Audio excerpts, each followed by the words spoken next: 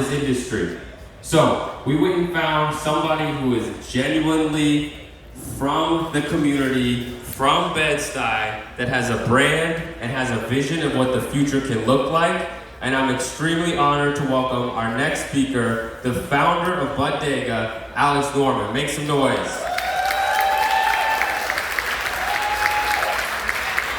Thank you, everyone. I want to start off by thanking everybody for coming out to this event and supporting what's going on here in New York as it pertains to cannabis culture. Again, my name is Alex, founder of Budega NYC, New York City cannabis lifestyle brand. A little bit of background about myself. I'm a first generation Cuban American, lifetime New Yorker.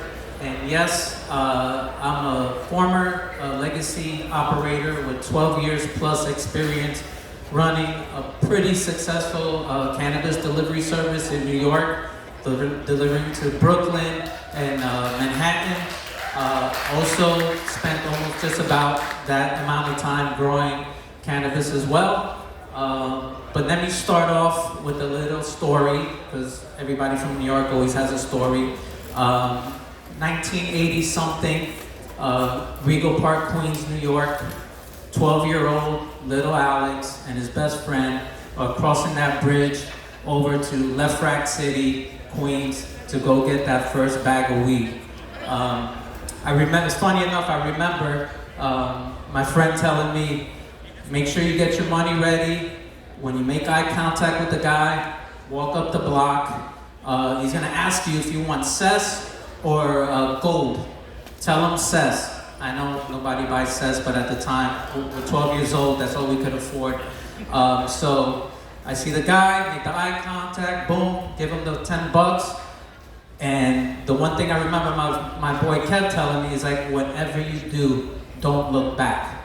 And I'm like, don't look back? Like, what's gonna happen? And he's like, just don't look back.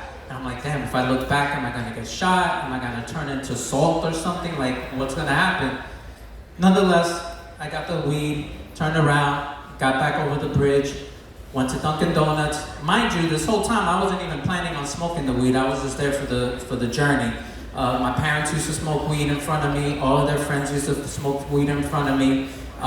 They always reminded me, this is not for you. When you get old enough, you got your shit together, then you can start smoking weed. Nonetheless, I succumbed to peer pressure, took that first toke, and it was all she wrote. Believe it or not, I smoked more weed in junior high school than I did in high school. I actually was a two-letters sports athlete, so I stopped smoking weed in high school. When I went to college, I smoked a whole lot more. I made up for all the lost time in high school, that's for sure. So let me fast forward a little bit to 2003. Working on Wall Street, Merrill Lynch.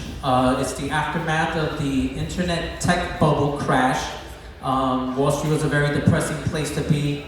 My career, for the most part, stagnated. So I'm trying to think, well, what should I do with myself?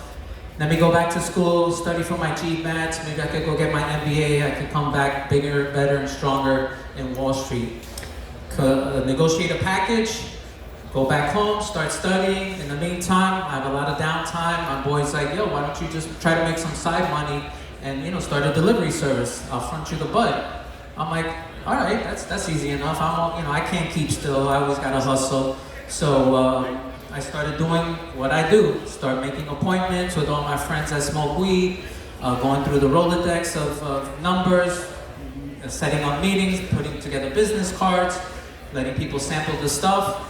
Before you know it, I'm getting 2 calls a day, 6 calls a day, 12 calls a day.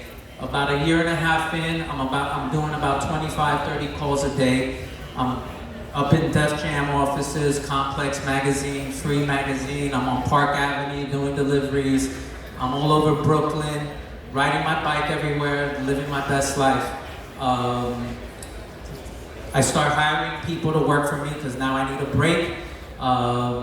Then I get this idea, how can I squeeze more out of this very good delivery service? I want to start growing. One of my customers is a former grower from Colorado. He's like, yo, I can help you out. hit me off with some weed. I'll show you how to set up. We get I get an apartment right here on Prospect Place between Classen and Franklin. 2-bedroom apartment, two duplex apartment. At the time, $1,400 for that apartment. 3 bedrooms. I'm on my 3rd harvest. I got it dialed in. I'm growing some really nice Northern Lights, number 5, and some AK-47. Very good strains to grow, very easy to grow. All of a sudden, I'm taking down my plants. I get a quick phone call. I have to run out. I leave everything. I come back the next day, and I didn't know that somebody actually had called the cops. They had smelled something, and so all of a sudden they kick in my door, and I didn't know they were in the apartment, and I'm walking in through the front upstairs. They wrap me up, I catch the charge, and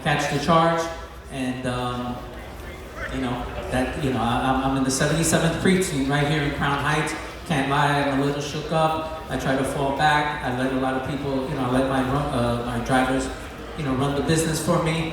In the meantime, I decide to start another business, open up an internet radio station called PNC Radio and Urban Latino Radio, helped launch a lot of successful careers in media for a lot of shows, including the Combat Jack show. Got to start with me at PNC Radio. Crazy how everything comes full circle with Chi here on stage. Shout outs to Pretty Lou, Front Stage Radio. Worked with DJ Camelo. I was living my life. Sold my service, kept growing.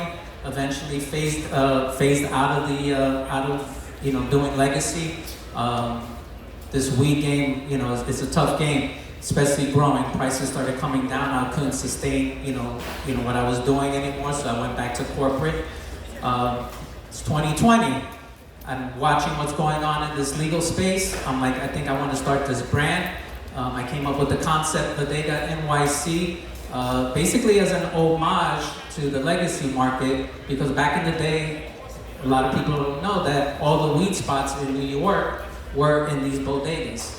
And that's where eventually I started getting my weed from, not in Left Rack City, out in the open, looking real nervous and crazy. We started sniffing out those, those weed spots, and those, became the weed locations before Giuliani came and started shutting them things down, which resulted in these, amazing weed delivery services. So when people think about the brand, I don't want them to really think about the herb. For me, it's really it's a culture. New York City, I feel, does it a little bit different than we do in the West Coast. Again, it's not about the bud; it's about the people, the stories, and the subjects and the topics that matter to us. Whether it's mental health, whether it's restorative justice for those that got arrested.